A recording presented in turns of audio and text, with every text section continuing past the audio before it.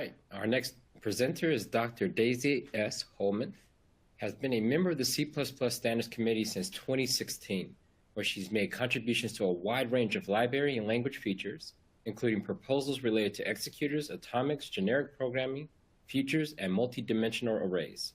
Since receiving her PhD in quantum chemistry in 2013, her research has focused primarily on parallel and concurrent programming models, with a broader focus on general accessibility of complex abstractions in recent years. She works on the C++ language and library design at Google, providing broad accessibility of programming models and abstractions with a particular focus on design for diversity and inclusivity. With that, we're going to welcome to Dr. Daisy S. Holman. Hi, everyone. My name is Daisy Holman from Google, and I'm going to talk today about curiously recurring template pattern, which is one of my favorite idioms in C++.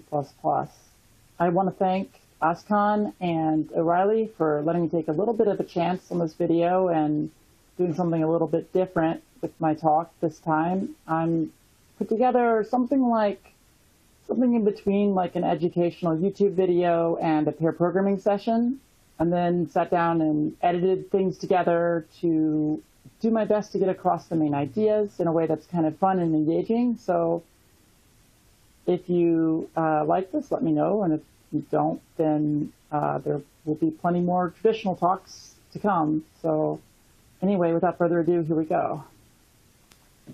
So CRTP is just the name we give to this C++ idiom where a class inherits from a template that's specialized on that class. In this example, the class bar inherits from the template foo specialized on bar.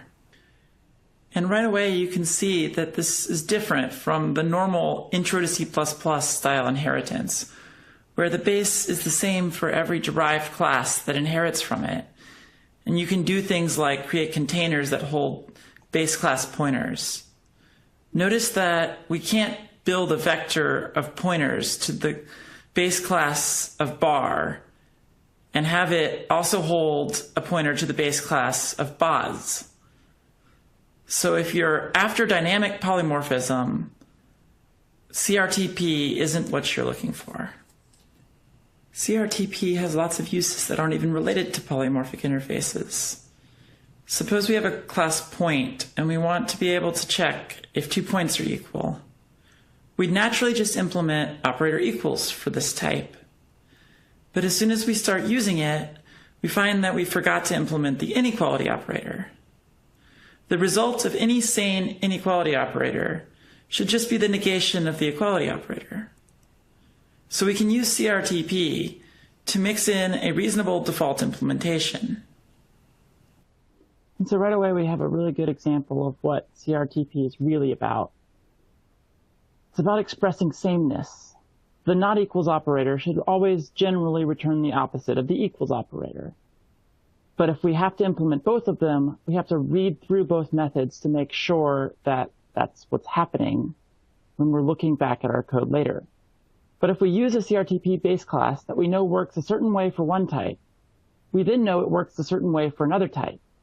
And we've skipped the cognitive load of having to look through the other function implementations to understand that they're doing the expected thing. CRTP is an incredible tool for expressing that one thing is the same in a certain way as another thing. It's about reducing or eliminating cognitive load for the reader. So it's not just about not having to type as much. It really is about maintainable and sustainable code that retains the notion of sameness long term.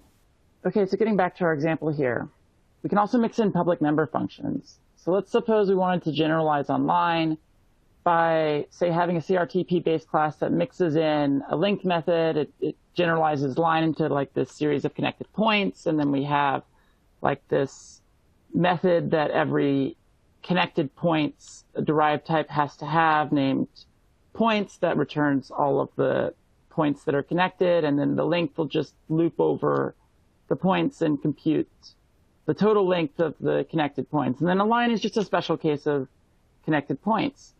Well, if we publicly inherit from connected points, then we actually mix the method into the user interface, right? And so now we're really starting to blur the lines between mix-ins and inheritance, because the public inheritance causes the method length to be visible to any user of line.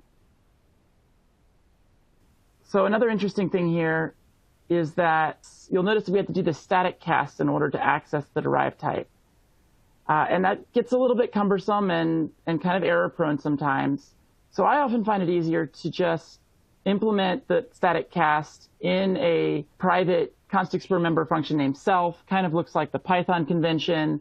And from that, we can actually replace that static cast with something that looks a little bit cleaner, a little bit more readable, maybe a little bit less error prone. And because it's a const expr method, it's returning a reference. It's going to have rigorously no runtime overhead. So one more thing to notice is that we are returning a reference to the derived type here, but there are some kind of gotchas that you need to keep an eye out for in CRTP, where you can't do things in the CRTP base that require the derived type to be complete. One example of that would be, say, creating a data member in the base class that uses a dependent type of the derived class. So let's take a look at why this is for a minute here. When we do normal inheritance in C++ without any virtual methods or vtable or anything, we have a base class and a derived class. And if we put data members in both the base and derived class, well, I've got to actually inherit here. And I'm actually going to make this constructor const expr so we can see the layout in the compiled binary. Then we end up with a layout of the data that puts the data member value in base first in the layout of the object, right? So the layout of the base class it's like it's the first data member of the derived class, right? It's essentially functions the same way, except for that we don't have to retype the base class as the first member. And some of this comes from the history in C of types using the first data member as effectively a base class. When we do the same thing with CRTP, we get the same layout, right? But the compiler has to be able to completely generate the layout of the base class while generating the layout of the derived class, right? It can't just guess at the shape of the base class while it's generating the derived class, because it doesn't know the size of the data member that has a type that's dependent on the derived class. And actually, you get a little bit of a cryptic warning from Clang where it says that no member named base member type in derived. It's not really what's going on here. If we switch to GCC, we can see that we get a much more readable error here that's invalid use of incomplete type derived. And that's because it's the first thing that happens when we're trying to complete the class derived is that we have to generate what's effectively the first data member. We call it a sub-object, and that's the base class. And we can't do that because we don't know what the base member type is. If we do the same thing with a function, we actually have the same problem for a return type, and this has more to do with parsing that I won't get into the reasons for that. But actually, if we use an auto return type, we can, in the body of the method, use the dependent type like normal. If we want to use the base member type in a parameter, we can't just do that because the compiler needs to be able to parse the function signature. But what we can do is we can make this function a template and default the template to the derived type and then get the member there, and that will actually compile fine. So there's lots of little tricks we can use here to get CRTP to work a little bit more like we expect it to, but it's not always intuitive and you don't always get the right compiler messages. Anyway, moving back to our example. Another little nifty thing we can do with CRTP is to use the idiom to implement the pattern itself. So we have this boilerplate self that we are using to replace the static cast, but when we implement a CRTP base class, we can actually just mix that in by having a CRTP base that itself uses CRTP to mix in the self method that gives us this convenience. If we do this, we do have to use the this introducer every time to get the right self method, but it saves us a lot of boilerplate when we're using CRTP in a lot of places. Okay, so now we're going to jump into an extended example that we're going to basically walk through the minutia of for the rest of this video. We're going to use Compiler Explorer, which is an online tool that you can get to for free. It's on godbolt.org, and it's an excellent piece of software written by Matt Godbolt that the C++ community is immensely grateful to him for. So anyway, I would encourage you to follow along and try this for yourself. You can use Godbolt to basically type what I'm typing and see the instructions come out. You can pause the video if you're not watching live and play around with the example, see what you can get to happen. But I'd very much encourage you to participate and give this a try yourself and use Compiler Explorer to better understand code. Anyway, here we go. If we're using traditional inheritance to build up a family of shape types that share some code for calculating the perimeter of a shape, we might do something like this, where we get the vertices with a virtual method and compute the perimeter by looping over the vertices. We can reuse the line code from earlier to get the length of each segment. One of the main points I'm trying to make in this talk is that this is a bad way to do code reuse. And you'll see why in a minute. We could implement a triangle class that inherits from shape. And all it has to do to make the perimeter function work is to implement the abstract function vertices. If we also want a pentagon, we'd do basically the same thing. Side note, a good way to know that maybe you should be using CRTP is when you're doing a lot of copy-pasting and changing only one or two things. Copy-pasting is bad for maintainability and readability of your code. Let's call these types I-shape and I-triangle and I-pentagon, since we're using traditional inheritance here. If we look at the generated output, it's kind of a mess. Let's clean this up a bit by removing the source of some of the mess by adding the fNoExceptions flag. And let's look at the vectorization on a relatively recent architecture. We've still got a mess of performance pitfalls with a function that can't be inlined and some branches based on size and alignment of the vertices. This goes on for literally hundreds of instructions. And a lot of this comes from the fact that the compiler doesn't know the number of vertices in the shape, even though it's right there. Okay, now let's implement the same kind of code reuse by mixing in the perimeter function with CRTP. We can mix in the self function like before using the CRTP base template we implemented earlier. The code for the perimeter method will be pretty much the same as it was with traditional inheritance, except this time we need to explicitly refer to the derived class using the self method we implemented earlier. Since we're using inheritance in a dependent context, we explicitly need to say this to make sure that we get the right self method. Now that we're writing a mix-in that refers to the data member directly, we can access it by reference if we want. Our implementation of the derived classes is now quite straightforward. And importantly, the size of the vertex arrays is available to the compiler in the perimeter method. And as a quick aside, if you're following along on your own here, you'll notice that you need to actually use the methods you just implemented to get Compiler Explorer to generate the code. The compiler has inlined the triangle perimeter function in main. So to better see what's going on, we can actually just add the no inline attribute to the function so that we can see it better in the compiler output.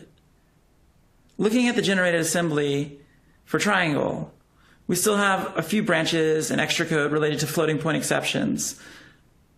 So just for illustration purposes, let's add the fastmath flag to simplify things a bit. We still have some branching related to the assertion we added earlier in the line constructor, so we need to define the indebug directive. And there we go. Nice clean generated code for computing the perimeter of a triangle using vector instructions. More importantly, if we were to use this code in an inner loop, the compiler would be able to efficiently vectorize across multiple triangle instances. This is because the compiler can see the shape of the triangle instances without having to go through a virtual function interface. But of course, if you really care about performance, you should benchmark your code. Don't just trust your intuition. A really good tool for this is QuickBench, which you can find on quickbench.com, or there's actually a convenient link for it right in Compiler Explorer. Let's pull in the code that we've written so far into QuickBench and write some micro benchmarks to get a sense for what the difference in performance is between these two approaches. We're going to use the Google benchmark library for this. That library includes the state object that you iterate over until a micro benchmark reaches a state of equilibrium, and you have statistical confidence in the timings of the micro benchmark. It also includes some helper functions that keep the optimizer from optimizing across repetitions. And let's just sum up the parameters over a whole bunch of random triangles in this benchmark here. We'll do the same thing for the CRTP version, and we need to quickly write a function to generate the random triangles. We need to add a couple of constructors, and oops, I forgot to add the random header. And now we should have a benchmark that shows us that our CRTP version is about twice as fast as the traditional inheritance version.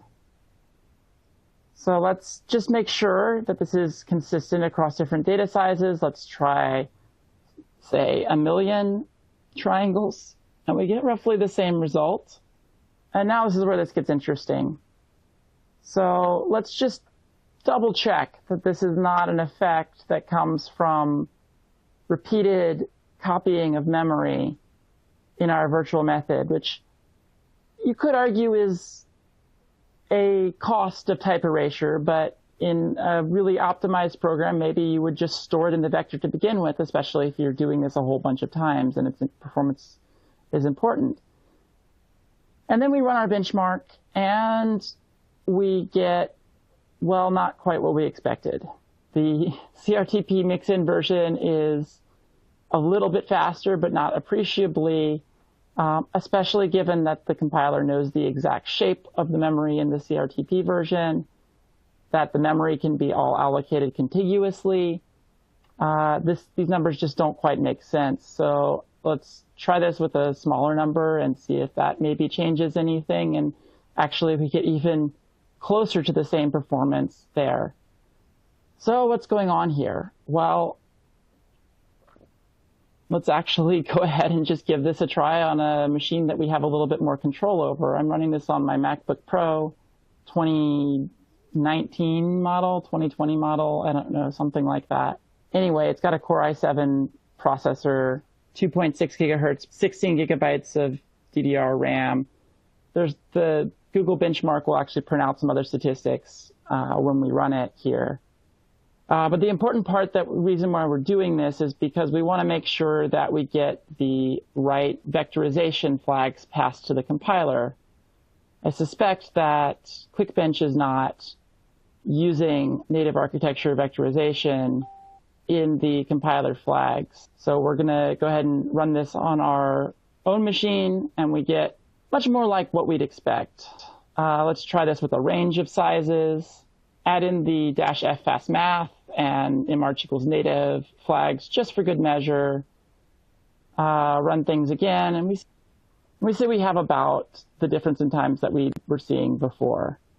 So this makes a lot more sense. The cost of allocating memory in separate locations that aren't necessarily guaranteed to be contiguous, and storing the data in a stood vector when you could store it in an array.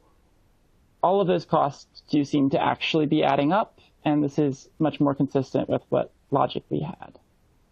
So type erasure comes at a cost, and CRTP allows you to reuse code and express sameness without paying the cost of type erasure.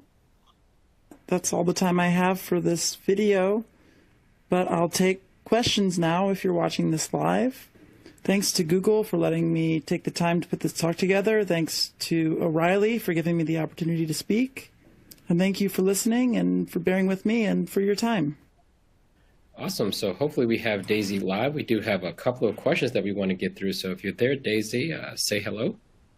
Hi, can you hear me? Yes, I can totally hear you. All right, so I'm going to just start by pulling one of the questions that we have from the Q&A. We have quite a few. So first question is, what is the advantage of using a strut over a class? Yeah, so struct and class are just two different keywords for essentially the same thing in C++. I'm sorry if I use them interchangeably there, but they struct basically has public. Everything is public by default, and class has everything is private by default. So some people say you should use the keywords to indicate like what you intend to do with the class, whether you intend for there to be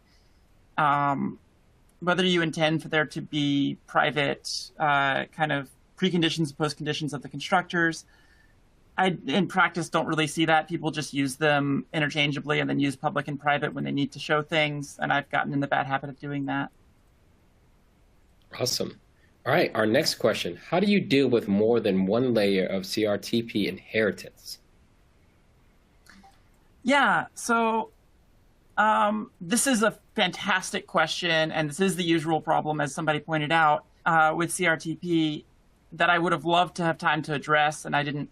It's one of the things that got cut from this talk for time, but there are several ways to address this. Some of them are simple, some of them are complicated.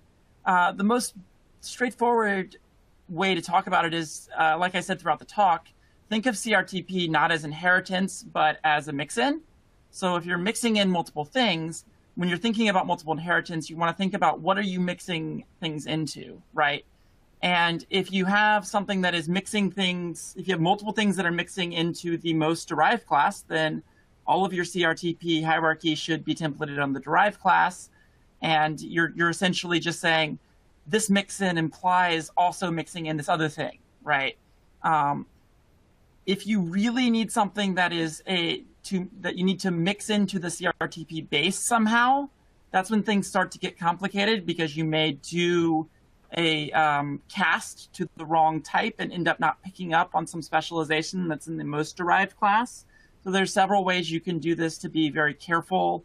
You can use if you have something that may or may not be in the middle of a hierarchy, you can use a defaulted second template parameter to figure out if it's in the middle of the hierarchy and pass something through to the most derived class. There's lots of other complex things you can do there. But in general, I would mostly recommend approaching CRTP as not inheritance and inheritance hierarchies, but mixing into the most derived class. And so the entire hierarchy should be templated on the most derived class. So if you have something that inherits from that the CRTP base inherits from, then you should be passing the derived template parameter through to the base of the CRTP base. All right, I want to remind those that are viewing that we do have Daisy here live to answer your questions, so please post them in the Q&A box. Looks like the next two questions, people are really happy about your code examples. And so the question is, will you be sharing those and will they be hosted somewhere? And one thing I have a question is, like, I love the way you kind of put out your code examples. Like, you kind of went through the code pretty quickly in terms of displaying it on the screen, and then you talked over it. Tell me a little bit about your style and your process, and then where can people go find that code after the talk? Yeah, unfortunately, I didn't put together a list of links. I intended to and then ran out of time. But if there is how about this? I'll put together a list of, I'll put together Godbolt links, and My Twitter is on the last end of that talk there. It's _whole_daisy, and WHOLE. And I will tweet out links to the Godbolt and to the Quick Bench complete examples from the talk, because I still have those within an hour after this whole thing ends. Sorry I didn't get those together for the extended materials for the talk itself. Process-wise, I really just wanted to do something different. I think we're all kind of tired of pandemic talks and pandemic lectures, and I wanted to take advantage of the fact that we have a different medium here. I can do some editing. I can put some things together in a little bit of a different way. I sat down and wrote some examples to illustrate some things that I wanted to do and worked through them. And I think performance kept coming up as an interesting aspect of it. So I kind of drilled in on that and tried to focus on, like, what am I thinking about when I'm writing an abstraction in general? And I think that's good advice for analyzing any abstraction in C++. This just happens to be a case study in CRTP, but thinking about performance here through Compiler Explorer, through using simple examples in Compiler Explorer, read the actual generated instructions once you're at the point where you're comfortable doing that, especially if you're working a low-level area, you should really understand the abstraction cost in your code. Yeah, you did a really good job with that, which leads us into the next set of questions. How much time did it take you to get used to the CRTP paradigm?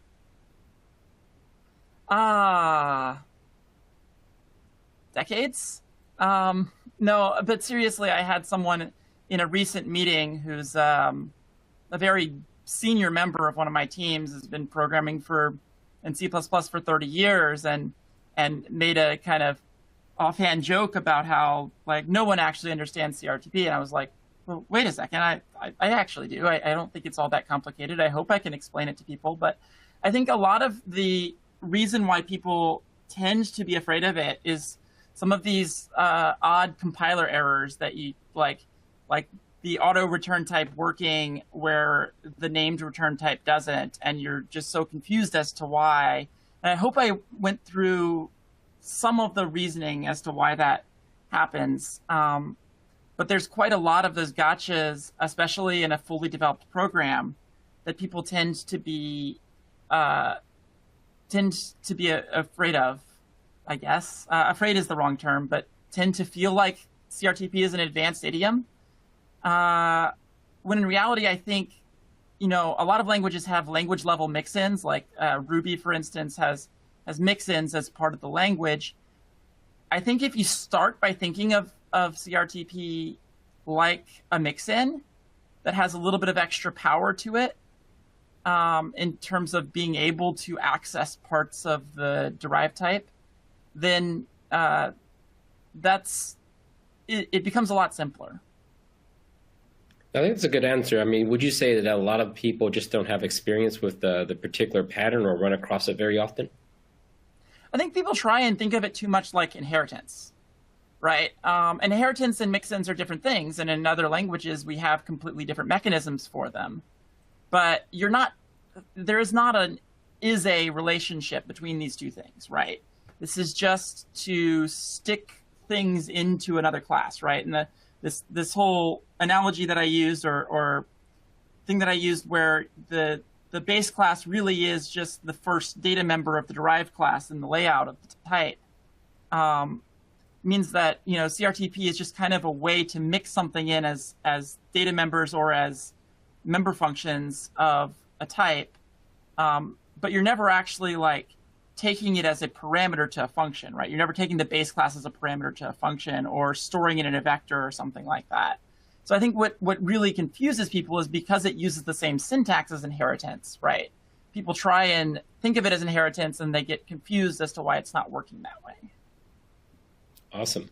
All right, we got our next question, which is, how does CRTP improve memory management? Any thoughts? So there's a number of things you can do with CRTP that are actually really cool for memory management. You can mix in, so actually one of the only uses I know of CRTP in the standard library is the enable shared from this template, which is actually CRTP in the standard library, and it enables the use of shared pointers without having to construct them with the make shared template. And you can do this. It basically is mixing in the reference counting into the object representation of the type that you're using, right? So there are a number of little tricks to mix in completely unrelated ideas into a class that you may need to be part of the object representation for memory management reasons, like reference counting being the most notable version of that. But there are a number of other things, like if you have an object that's always going to be stored in a linked list, you can actually mix in something that represents the next and previous pointers, right? And then so that's part of the object representation and allows the compiler to lay it out a little bit more uniformly rather than having potentially separate allocations for separate ideas, right? So you can have separation of concepts without separation of memory, for instance, right? Which is something that I think a lot of intermediate C++ programmers, even advanced C++ programmers, gloss over, is that we think about, separation of concerns needing to be in separate classes or separate objects, and we don't spend enough time thinking about the memory management cost of that. All right, so we'll take this last question. How do you see, or do you see any CRTP disadvantages like compile time? No, absolutely not. The cost of CRTP, I think there's a perception that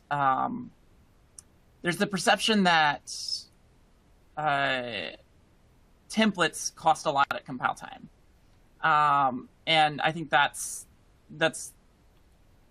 not necessarily the case here. There is the cost of anything that you're doing without type erasure, right? Does have a cost, right? If you are to write all of these things into your code manually for each class, right, and have copies of code, obviously that does terrible things to your maintainability, but it has the same compilation cost essentially as if you were to mix this in with a template. And actually, it's a little bit less because the compiler can reuse some of the parsing. But it is obviously more expensive than the dynamic polymorphism, where you can actually, compile things in separate translation units. You don't actually have to know the shape of the class in order to inherit from it, right? And when you're using it, you can be using it by reference to the base class and use virtual methods. It's going to have an enormous runtime cost, but it will reduce your compilation time. And that's always a trade-off you have, although you can also, with CRTP, you can do type erasure, right? You can use a type erasing wrapper around a CRTP group of types if that's important, and if compile time is important. But I would encourage people not to think of the compilation cost of CRTP in that sense as the reason to use it or not to use it. I would say use it if it's the right idiom for the job, and then do type erasure separately if that's something you also need in terms of if that's something you also need for compile time performance and not for runtime performance. So type erasure is something that you can completely separate. I think there's fantastic talk on this by Louis Dion, C++ 27, CBPCon 2017 or something like that. That's a really good place to look at type erasure separately from other forms of inheritance. So yeah, that's what I would recommend there. I am going to sneak in this last one, which is actually by our next speaker. How do you think CRTP usage will change in the future with changes to the language like deducing this? So I think deducing this is not likely. So, I mean, it does make things a lot easier, right? It does. If I were to write out that full set of self overloads, I'm just doing the const version. But if I were to do the whole mix of const and const volatile and blah blah blah, yeah, that saves you some time, and it definitely saves you quite a bit in terms, but it's essentially the same savings that you get when you're not using CRTP, right? You don't have to write multiple copies of the same thing. I think deducing this is actually something that you can do currently with CRTP.